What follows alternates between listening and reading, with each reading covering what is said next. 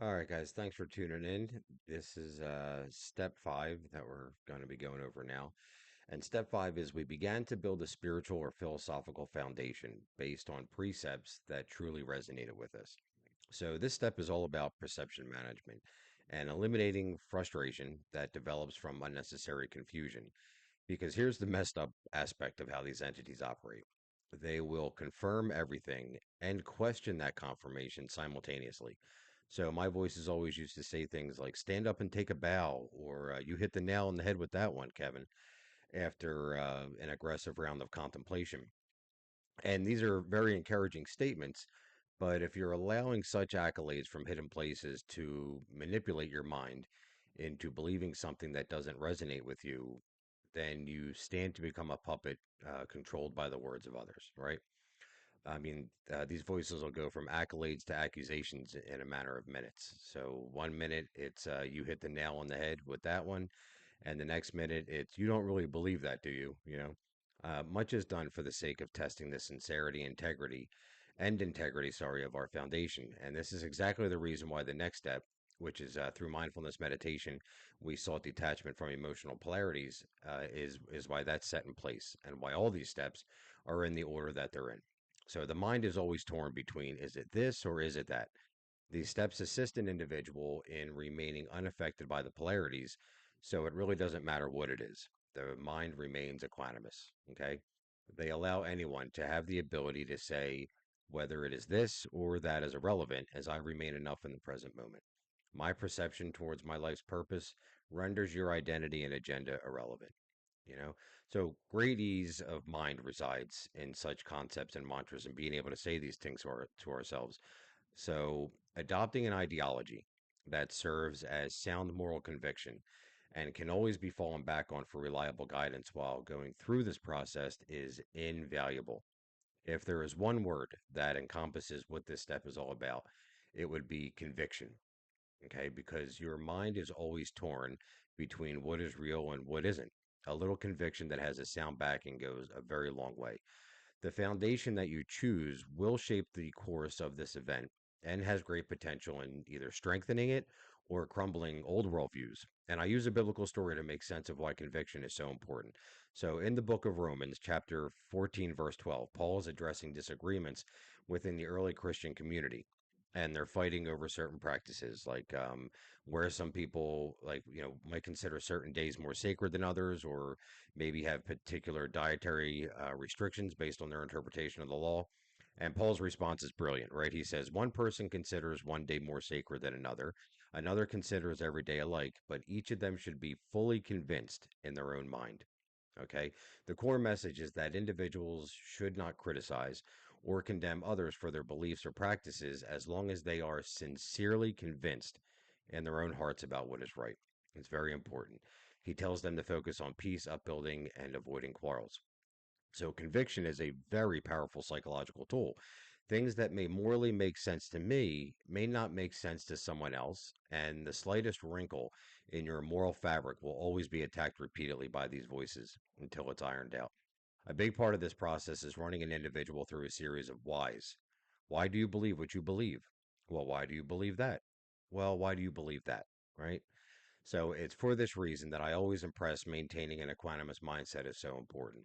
Because when someone first becomes aware of observation, immediately their mind is subjected to finding an answer or a cause for such an affliction. And most people tend to revert back to what they know best and were raised with.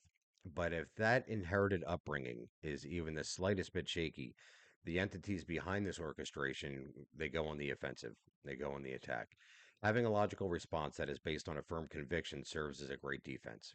And most people will rely on a widely agreed upon moral backing, and there's nothing wrong with going with the flow, as long as that current is propelled by conviction. Okay? Adopting somebody else's flow because you refuse to think for yourself is always used as ammunition by these entities. So it's okay to be an individual and explore other avenues of explanation. All right. Our life experiences are as unique as we individually are, and as such, we're not all going to agree with one another. So I tend to agree with Gandhi, who said, in reality, there are as many religions as there are individuals. All right. Here's the question to ask yourself. Okay. Can my TI experience be understood and explained by this philosophy that I have chosen? Does Christianity have an explanation and a remedy for what is occurring in my life? Does Islam have an explanation? Does the law of one offer sound advice? Does Buddhism have a reasonable explanation for what this is? Where can I find similar experiences and reported accounts of this occurrence in scriptures? If I apply these principles in my mind and in my life, will it result in a better balanced version of myself? Okay. Ask yourself a question when choosing a spiritual leader, a guru, a teacher, even a particular philosophy. Would I trust this person to pack my parachute? Right? Would I trust Jesus to pack my parachute? Would I trust Buddha to pack my parachute? Would I trust Joseph Smith or would I trust L. Ron Hubbard to pack my parachute? Okay. Does this belief that I choose create a harmonious mindset that will result in having a harmonious environment? Because this is what's most important.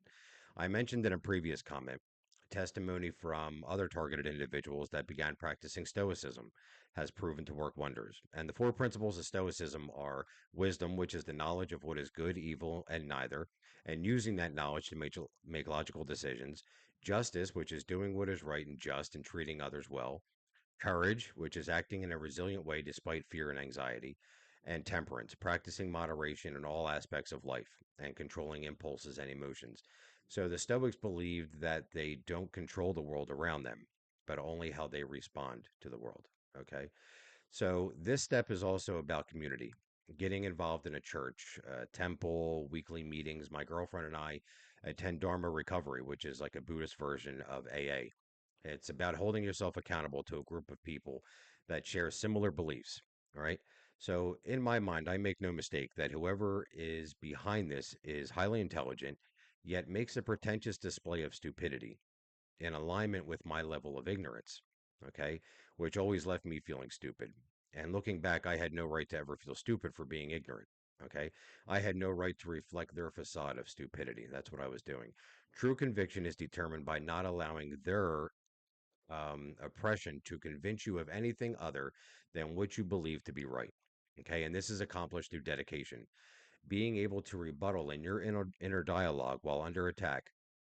I don't care what you say or what you are attempting to make me believe. I am dedicated to my convictions. Okay, vacillation was always viewed as weakness and used against me.